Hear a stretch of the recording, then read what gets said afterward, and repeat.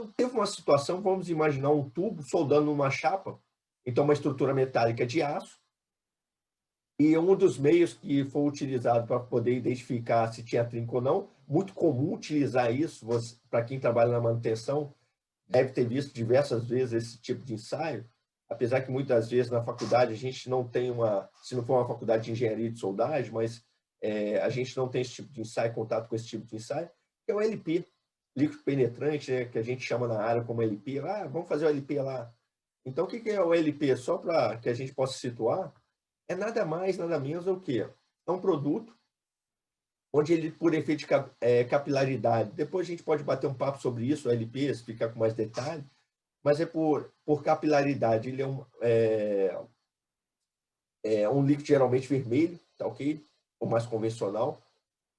Tem outros fluorescentes também, mas vamos entrar nisso mais comum. Ele é vermelho e ele tem, por efeito de capilaridade, quanto menor a fenda, mais facilidade ele tem por entrar por essa cavidade.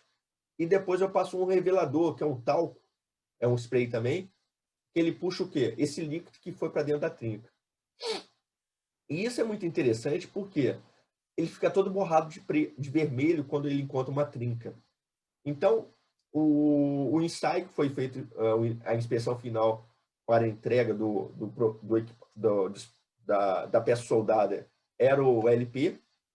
Então, o mecanismo da falha identificado foi o quê? Foi uma trinca frio. Então, soldou, passado um tempo, e depois foi feito o LP, que normalmente a gente faz o LP depois de certo tempo, não é na hora, identificou uma trinca. Então, a falha ocorreu o quê? Na fabricação. E qual foi o mecanismo de falha que levou à falha? Foi a trinca fria. Ok? Então, foi feita uma macrografia. Depois a gente vai conversar, caso vocês tiverem interesse, coloca aí nos comentários aí, que é muito interessante vocês trazerem temas para a gente estar batendo papo aí. Então, foi feita a macrografia e viu que a trinca estava na ZTA, na zona termicamente afetada. Okay? É uma região que fica entre o metal base, metal de adição e aquela região que sofreu um calor ali, que a gente chama de zona termicamente afetada, ou mais conhecido como ZTA, OSAC também, zona afetada pelo calor. Ok? Então, lembra daquela técnica dos 5 porquês? Então, vamos descobrir por que ocorreu a falha. Então, isso é um bate-papo que a gente está fazendo aqui. Eu vou contar algumas situações que a gente conhece, vivenciou e já viu histórias. Então, a gente vai trazer, esse caso é bem interessante. Aí foi feita primeiro por quê? Por que a peça foi rejeitada? E aí chegou-se à conclusão porque tinha uma trinca fria. Então foi feito o ensaio de LP e descobriu que tinha uma trinca. E o mecanismo da trinca foi o quê? Uma trinca fria. Ok? Por que tinha uma trinca fria? E trinca fria, que a gente fala, geralmente ela ocorre 24 horas depois que é soldado, até 48 horas. E a gente que trabalha com manutenção, né, é bem interessante que depois que solda, 24 horas depois, o equipamento já está funcionando. Não dá tempo para você ficar esperando o equipamento, a não ser se tiver outras operações ocorrendo paralelamente no equipamento e que você acabe esperando aí 24 horas no mínimo aí. Não é muito comum. Então, por que tinha uma trinca fria? Porque não foi feito o quê? Um pré-aquecimento, ok? Então, durante a soldagem, não executou um pré-aquecimento para poder a solda esfriar de forma lenta. Então, por que foi soldado sem pré-aquecimento? O outro por quê? Porque o procedimento de soldagem, lembra da EPS, é muito comum isso, principalmente quem trabalha na parte de fabricação, você não solda nada se você não tiver uma especificação de procedimento de soldagem, que é uma receita de bolo. Depois a gente vai fazer um vídeo aí para demonstrar o que é uma EPS, que é muito interessante. Então, nessa EPS não previu o quê? Nenhum pré-aquecimento. E aí vem a outra pergunta. Por que a EPS não previa o pré-aquecimento? E aí chegou-se à conclusão por quê? Do quê?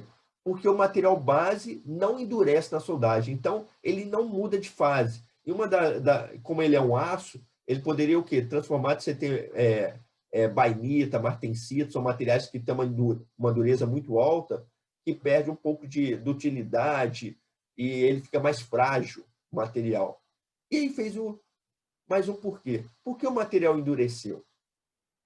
Porque o material estava errado. Então foi feita a metalografia e viu o seguinte, que o material é para ser um aço ASTM A106. É um aço carbono, para quem trabalha aí com esse material, e na verdade o material era um 4130. E para quem trabalha com soldagem de eixo aí, o pessoal de manutenção trabalha muito com essa soldagem de eixo com material aí 4130, 4140, que são os materiais aí que tem cromo, molibdênio, ele é mais carregado de elementos de liga. Ele tempera só de você dar uma olhadinha para ele, chegar com uma tocha, não é assim? Vocês sabem muito bem disso.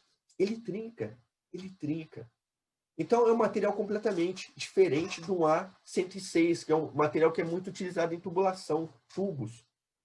Então, qual foi o problema? A causa raiz? Foi a solda? Não.